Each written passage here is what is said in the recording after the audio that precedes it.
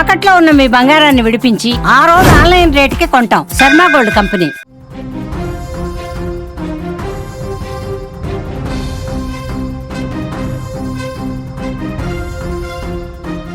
తల్లిదండ్రులను కాదని ఎదిరించి ప్రేమ పెళ్లి చేసుకున్న ప్రతి ఆడపిల్లకు నా జీవితం ఓ గుణపాఠం కావాలంటూ లేఖ రాసి ఓ వివాహిత తన ఇద్దరు పిల్లలతో కలిసి ఆత్మహత్య చేసుకున్న ఘటన నిజంగా కన్నీళ్లు తెప్పిస్తోంది.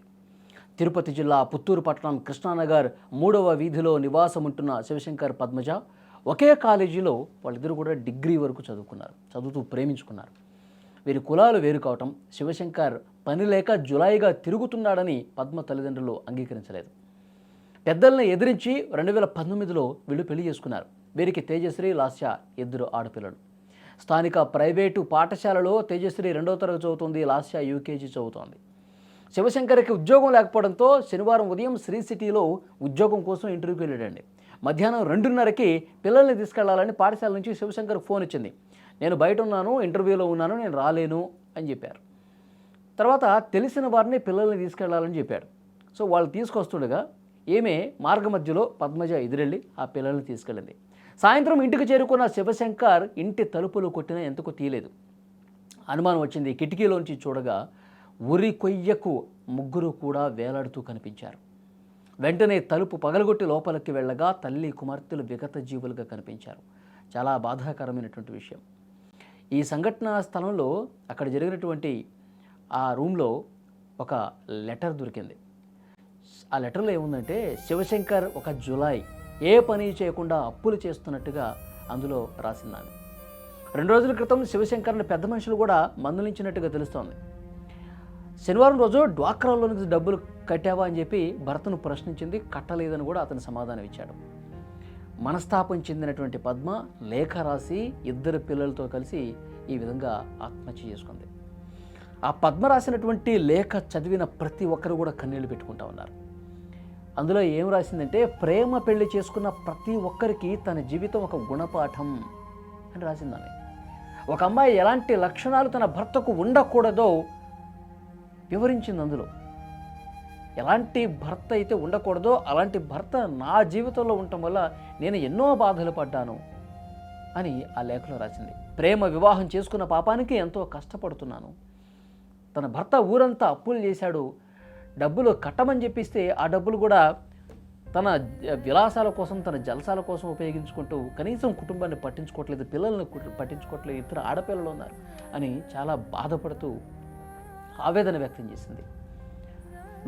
నేను చనిపోయాక ఎలాగూ నువ్వు ఇంకో పెళ్లి చేసుకుంటావు, ఈసారైనా లైఫ్లో సెటిల్ అయ్యాక సంపాదించిన తర్వాత, నాకు ఉద్యోగం ఉంది, నేను సంపాదిస్తున్నాను, ఆ సంపాదనతో నా భార్య పిల్లల్ని పోషిస్తాను అనుకున్నప్పుడే పెళ్లి చేసుకో అయ్యా అని చెప్పి, ఇంకొక కుటుంబాన్ని ఈ విధంగా ఇబ్బంది పెట్టకు, ఇంకొక మహిళని ఈ విధంగా ఇబ్బంది పెట్టకు అని చెప్పి రాసి మరీ తన ఇద్దరు పిల్లలతో ఆత్మహత్యకు పాల్పడిందంటే ఆమె ఎంత బాధపడి ఉంటుంది, ఎంత ఆవేదన చెంది ఉంటుంది.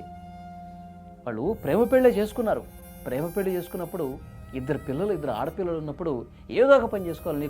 నువ్వు చదువుకో, లేకపోతే నీకు సరైనటువంటి ఉద్యోగం లేకపోతే ఇంకేదన్నా పని చేసుకోవాలి. ఇంకేదన్నా పని చేసుకుని నిన్ను నమ్మి నీ ఇంటికి వచ్చినటువంటి ఆ అమ్మాయిని ఇంత నరకం చూపిస్తే ఆమె తన ఇద్దరు పిల్లలను కూడా చంపి చనిపోతుంది.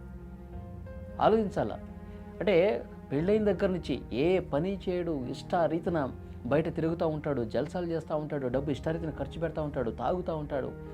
కానీ ఇంట్లో నాకు ఇద్దరు ఆడపిల్లలు ఉన్నారు, వాళ్ళ స్కూల్కి పంపిస్తానని, వాళ్ళకి ఫీజులు కట్టాలి, ఇంట్లో చాలా సమస్యలు ఉన్నాయి, కుటుంబాన్ని ఎట్లా పోషించాలి, నా భార్య డబ్బులు అడిగితే కుటుంబం కోసం నేను డబ్బులు ఇవ్వాలి కదా, ఆ కుటుంబ బాధ్యత నాదే కదా అని అనుకోకుండా బాధ్యతను విస్మరించి జులాయిగా తిరుగుతున్నటువంటి ఆ వ్యక్తి పట్ల విసిగి బేసారిపోయి పాపం ఈ పిచ్చి తల్లి ఇంత నిర్ణయం తీసుకుంది.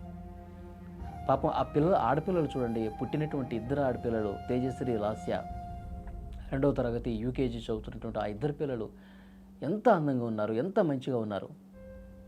కానీ కనీసం వాడికి నా పిల్లలు, నా భార్య, నా కుటుంబం అన్నటువంటి ఒక సోయ కూడా లేకుండా, ఆ విచక్షణ అనేది కూడా లేకుండా ఇష్టారీతిన తిరుగుడికి అలవాటు పడి, జలసాలకు అలవాటు పడి కుటుంబాన్ని విస్మరించడంతో ఆమె చాలా బాధకు గురై ఎన్ని నిద్రలేని రాత్రులు ఆ తల్లి గడుపుంటుందో. నా కుటుంబం నాశనం అయిపోయింది. ప్రేమించిన పాపానికి, ప్రేమించి అతన్ని నమ్మి పెళ్లి చేసుకున్న పాపానికి ఇంట్లో తల్లిదండ్రులను కూడా కాదని వాళ్ళు ముందే చెప్పారు, వద్దమ్మా ఎందుకు అతనితో వివాహం, మంచిగా ఇంకో మంచి కుర్రాడినిచ్చి నీకు పెళ్లి చేస్తామని చెప్పి అంటే, లేదు నేను అతన్నే చేసుకుంటానని చెప్పి ఆ శివశంకర్ని చేసుకున్న పాపానికి పూర్తిగా తన కడుపున పుట్టినటువంటి 2 ఆడపిల్లలను కూడా చంపి తాను చనిపోయే పరిస్థితి వచ్చింది. ఎంత బాధాకరం చూడండి. నిజంగా ప్రేమ ప్రేమ ప్రేమ అని చెప్పి వెనకాల పడితే పెళ్ళైన తర్వాత ప్రేమ ఉండదండి చాలా కేసుల్లో.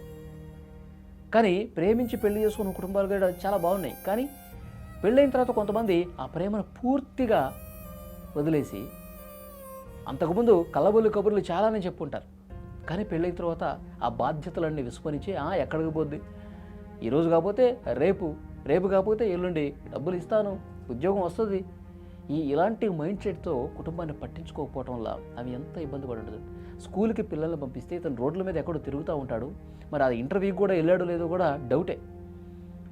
పిల్లల్ని స్కూల్ నుంచి తీసుకురాకుండా ఇచ్చినటువంటి డబ్బుల్ని డ్వాక్రా వాళ్ళకి కట్టకుండా తన జలసాల కోసం ఉపయోగించుకుంటే ఇంకా నేను దేనికోసం బతకాలి, ఎవరి కోసం బతకాలి, తల్లిదండ్రుల దగ్గరికి వెళ్దామంటే ముఖం చూపించలేని పరిస్థితి ఉంది, వాళ్ళని కాదనుకునే నీ దగ్గరికి వచ్చాను కదా, ఇంకా నాకు జీవితం ఏముంది, 2 ఆడపిల్లలు అన్నటువంటి బాధ్యత కూడా అతనికి లేకుండా ఈ విధంగా తిరుగుతూ ఉంటే, ఒక తిరుగుబోతులాగా తయారైపోయి మమ్మల్ని ఇట్లా వదిలేస్తే నా పిల్లల భవిష్యత్తు ఏంటి?